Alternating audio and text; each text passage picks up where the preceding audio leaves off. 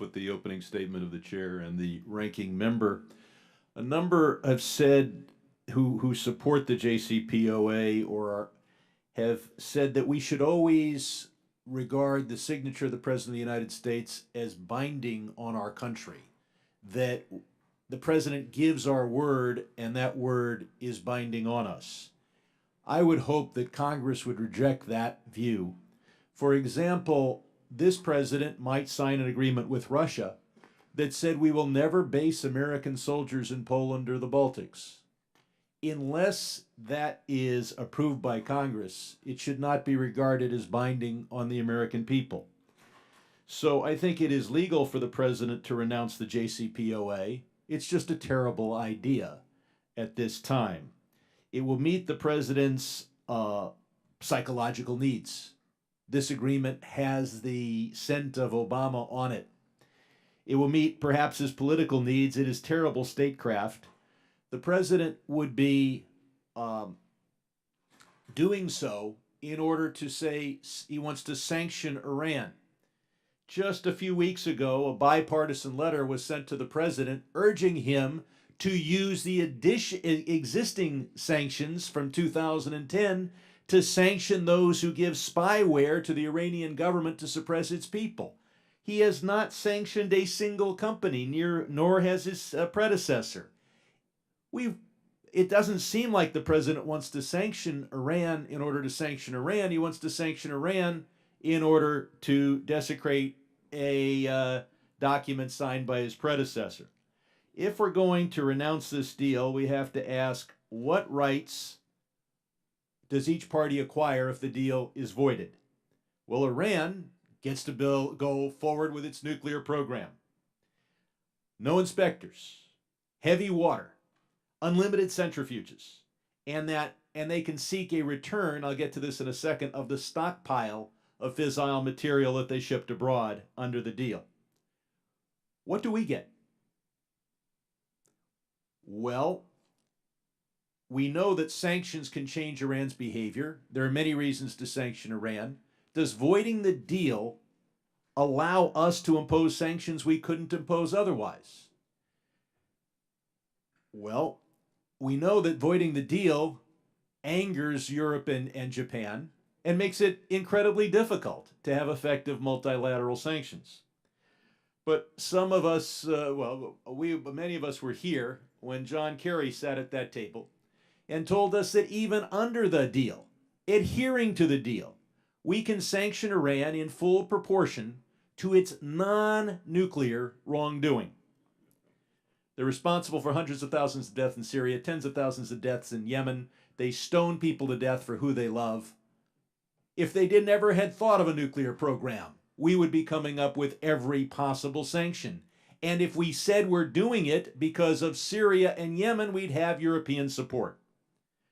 So the only reason, there are plenty of reasons to sanction Iran, to change its behavior.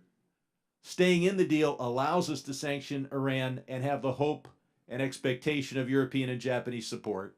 Voiding the deal liberates them and reduces the effectiveness of our sanctions. I don't even know why we're talking about this, but I, believe it or not, do have a question. This deal was the good, the bad, and the ugly. Good and bad at the beginning, it gets ugly next decade. The best part was that Iran shipped 16,000 pounds of low-enriched uranium, a little bit of mid-enriched uranium, out of the country. They had the fissile material, which if further refined could create several nuclear bombs. They shipped it to Russia. Ms. Harman, would Mr. Putin, if we voided this agreement, would he entertain a request from Tehran to return that fissile material, which was shipped to Russia? Would he tease us? Would he return part of it in return for more control of Syria? How would we empower Putin if he's sitting on 1,600 pounds of low-enriched uranium that he may or may not return to Iran? First of all, let me commend Congress for something it did last year by a veto-proof margin, and that was to pass a sanctions law against Russia, Iran, and North Korea.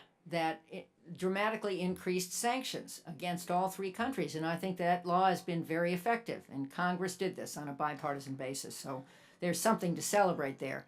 What would the newly sworn in president of Russia do? He would make mischief. I'm not exactly sure how he would do it, but I think that is his MO. And oh, by the way, there has been a vacuum in the Middle East as U.S. leadership, in my view, has reduced. That has allowed Russia to increase its power in Syria and elsewhere to our detriment. So I think leaving the deal on a unilateral basis, if that's where this comes out, even if we do, and I hope we do, waive secondary penalties that permit Europe and Iran to keep the deal, further isolates us, and that's a mistake in terms of U.S. strategy. If the clock is accurate, I have time for one more question, but I'm not sure it is. If we simply don't enforce the secondary sanctions and all we're doing is cutting off trade with the United States, would that be significant enough for Iran to withdraw from the deal if all they're losing is the U.S. caviar market?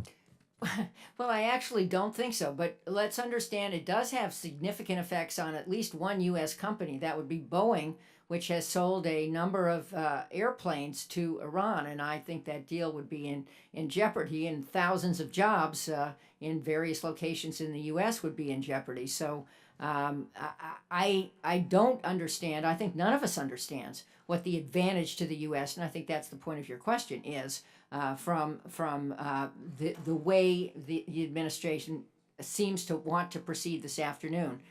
We're all in favor of a better deal, and I think there is a path to get a better deal.